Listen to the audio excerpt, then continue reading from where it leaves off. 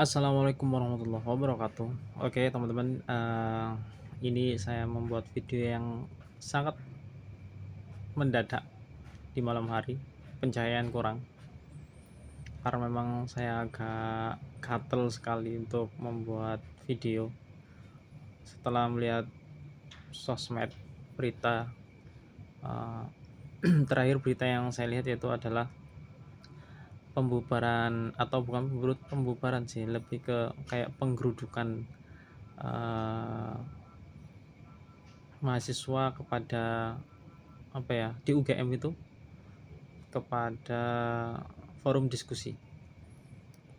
Ya, yang terakhir itu yang saya lihat, eh saya juga mengikuti beberapa berita tentang, apa namanya, eh, demo demo tuntutan mahasiswa kepada pemerintah. Jadi kenapa kok bisa terjadi hal-hal seperti ini, seakan-akan kayak, apa ya, pemerintah mencoba untuk berdialog kepada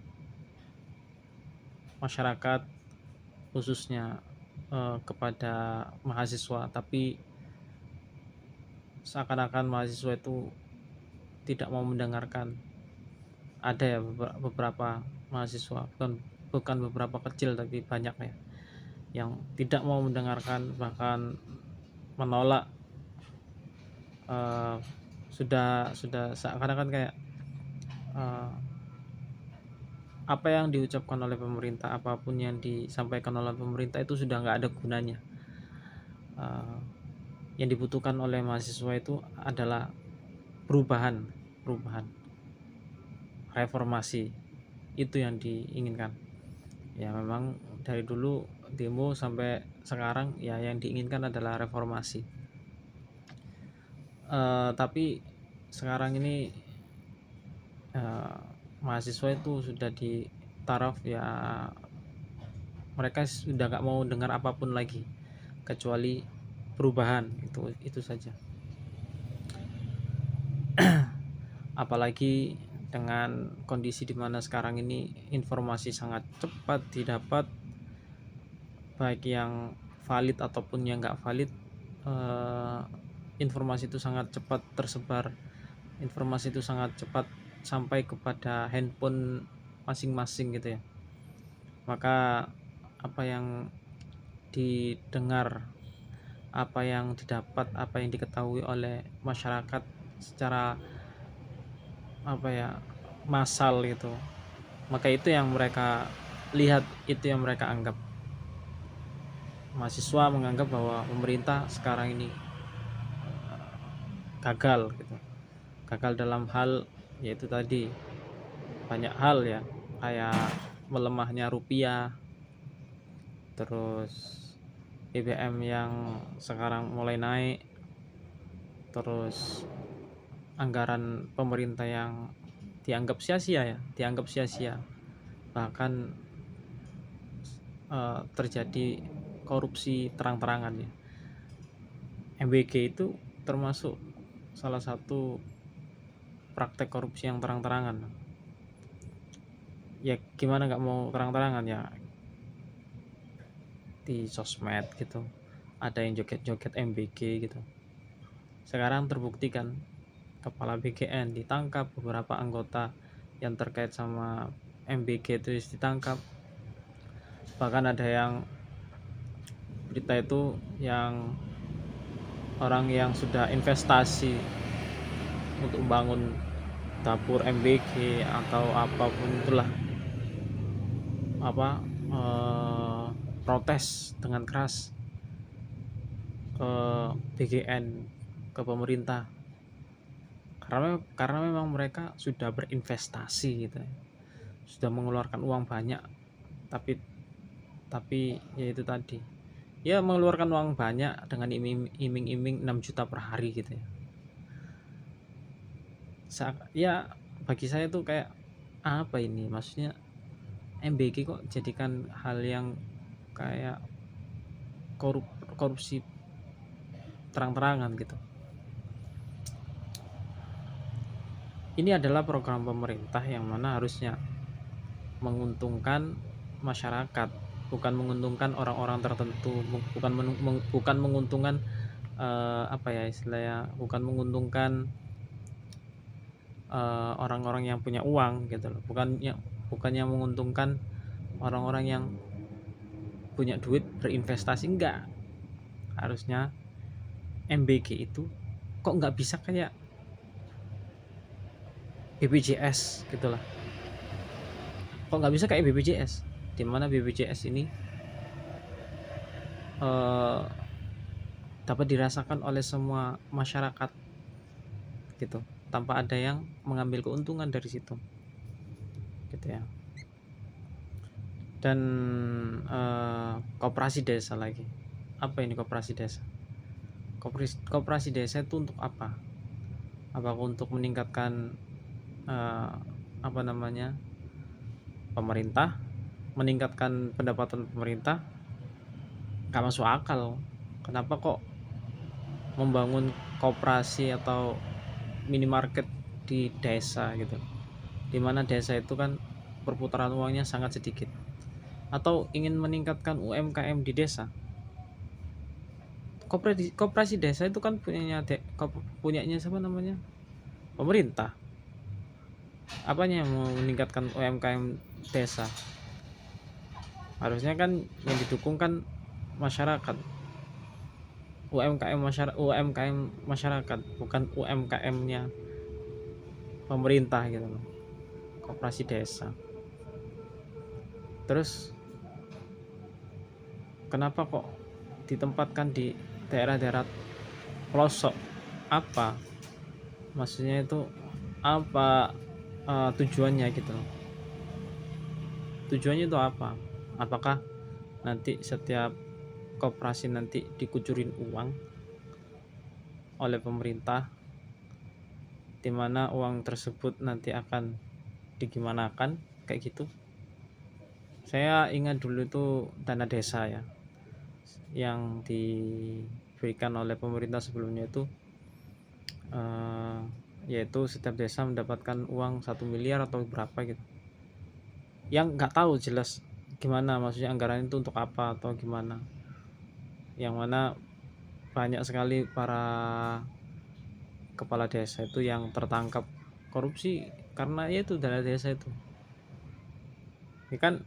Jadi kalau pemerintah dikasihkan anggaran langsung 1 miliar atau 2 miliar gitu kayak di desa itu, tanpa ada kejelasan gimana ya, jadinya praktek korupsi itu akan terlihat jelas gitu, terlihat jelas.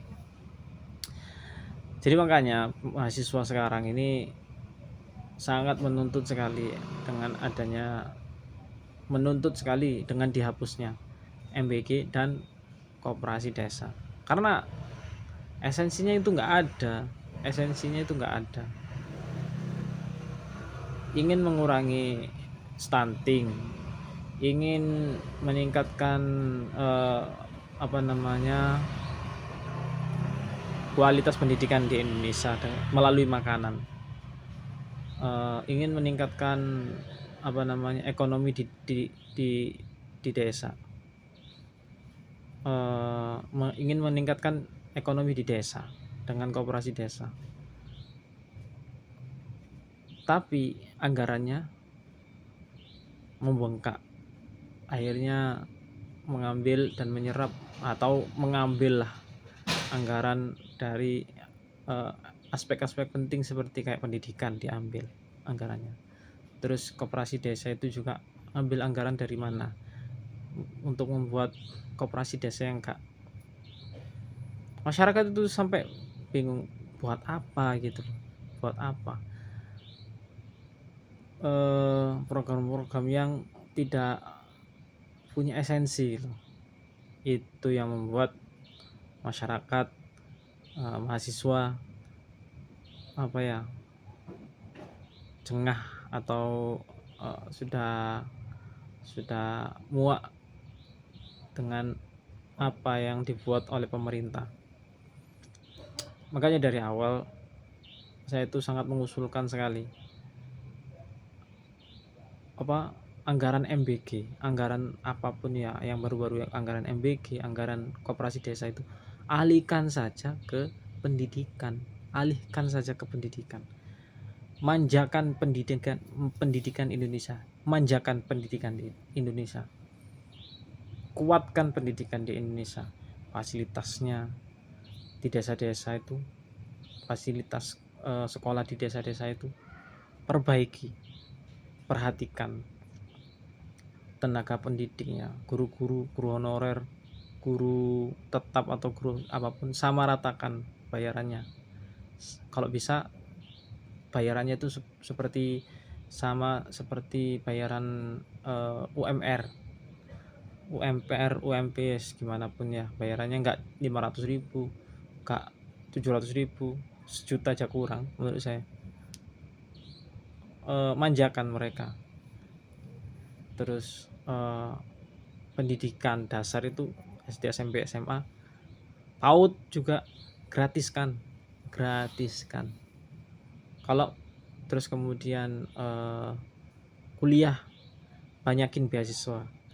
Terus biaya UKT-nya itu atau biaya kuliah itu turunin semuanya, turunin. Kalau bisa cuman 1 juta gitu satu semester gitu.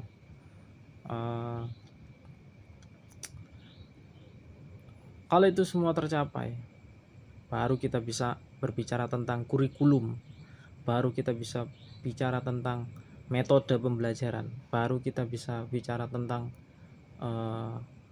ya strategi pembelajaran.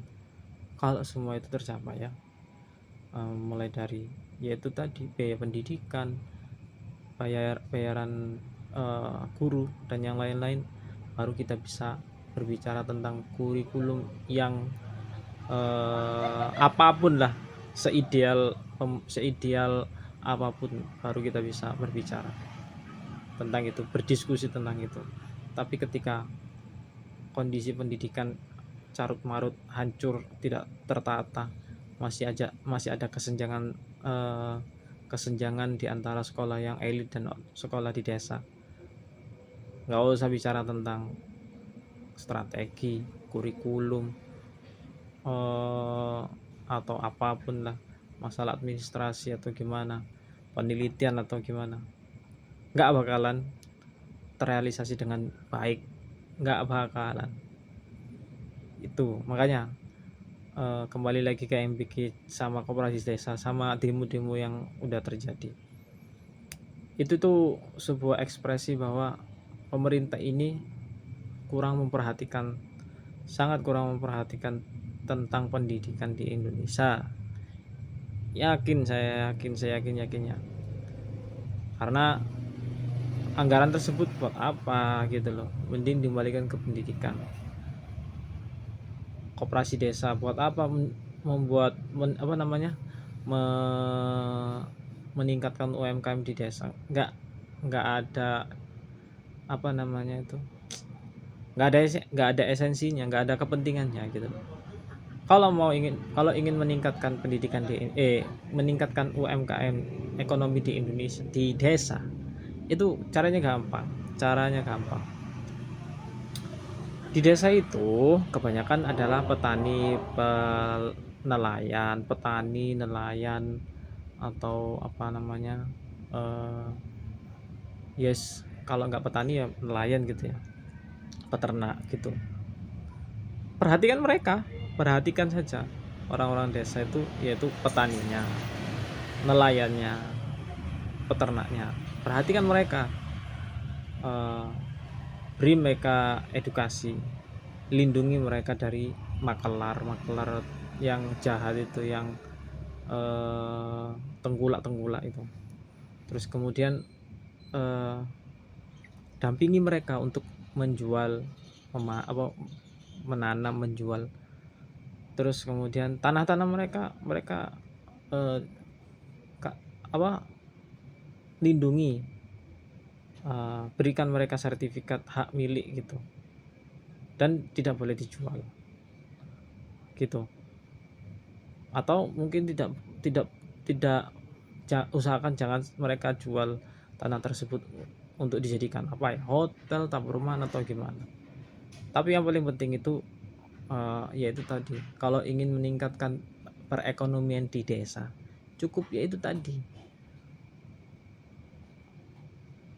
tingkatkan ekonomi para petani, nelayan, peternak dengan cara dampingi mereka, edukasi mereka, berikan mereka harga tinggi dengan itu tadi itu, hasil panen mereka, hasil ternak mereka, hasil nelayan mereka itu. Insya Allah itu sudah sangat cukup sekali. Karena saya juga dari desa ya. Yang namanya beras itu murah sekali dijual. Yang namanya ikan itu murah sekali dijual. Yang namanya buah-buahan itu murah sekali dijual. Ya karena memang mereka jualnya ke tengkulak. Seandainya pemerintah yang mendampingi, mereka bisa menjual seperti harga yang di pasar. Bahkan pemerintah kalau pinter ya, setiap desa bisa diadakan pasar, kayak pasar sayur, pasar ikan, setiap desa kalau bisa. Yes, nggak tahu lah, intinya perhatikan aja kayak petani, nelayan, peternak itu. Gak usah buat koperasi desa, nggak ada gunanya. Pupuk itu mahal kalau di desa, banyak permainan. Dan itu kalau pemerintah nggak bisa merubah itu ya sama saja. Yes, intinya adalah kalau pemerintah sekarang ingin masyarakat itu tidak muak, mahasiswa itu tidak marah, buat perubahan. Pemerintah harus membuat perubahan terkait dengan MBG, terus terkait dengan koperasi desa itu, rupiah yang semakin naik, semakin melemah gitu ya, dolar yang naik, rupiah semakin melemah. Hal yang paling logis yang bisa dilakukan oleh pemerintah sekarang adalah menghapus MBG sama koperasi desa. Kalau tidak bisa, evaluasi. MBG itu dievaluasi. Kalau koperasi desa, menurut saya mumpung masih belum berjalan ya, meskipun sudah dibangun koperasi desa itu ya, yang agak lucu tuh koperasi desa dibangun di tengah-tengah hutan itu, atau di tempat yang sepi itu di desa. Buat apa itu? Terus kalau bisa gak perlu dilanjutkan koperasi desa. MBG evaluasi aja lah paling enggak. Kalau bisa MBG itu anggarannya itu hanya 10% dari anggaran pendidikan. Jadi seandainya pendidikan itu anggarannya itu contoh ya 500 triliun gitu ya, MBG itu cukup 10%-nya 5 triliun lah, 5 triliun gitu. Cukup untuk ya makan untuk sekolah-sekolah yang di desa gitu nggak masalah. Ngapain di kota-kota, ngapain dikasih MBG di kota-kota itu? Karena yang paling perlu itu di desa sebenarnya, kalau untuk masalah MBG lo ya. Oke, thank you so much. Semoga ada perubahan, ada hal yang dirubah dari pemerintah ya terkait dengan program-programnya, dan juga suara-suara demo, suara-suara dari para mahasiswa, suara-suara dari masyarakat itu nggak cuma didengar tapi direalisasikan. Karena kalau tidak direalisasikan atau tidak ada perubahan, maka ya itu tadi, suara-suara yang bergema itu akan semakin berisik, pemerintah akan sangat terganggu. Dan bagaimana cara untuk meredam suara-suara tersebut? Yaitu buka telinga, buka pikiran, buka hati, evaluasi diri, rubah apa yang kurang bagus, lakukan masukan-masukan yang baik. Gak usah gengsi. Ngapain nurutin gengsi? Karena kita itu hidup bersama untuk kebaikan bersama, untuk yaitu kesejahteraan bersama. Jangan sampai berpihak kepada yang beruang atau berduit, apalagi yang punya kuasa. Kalau sudah punya kuasa, ya itu tadi, harus membela yang lemah.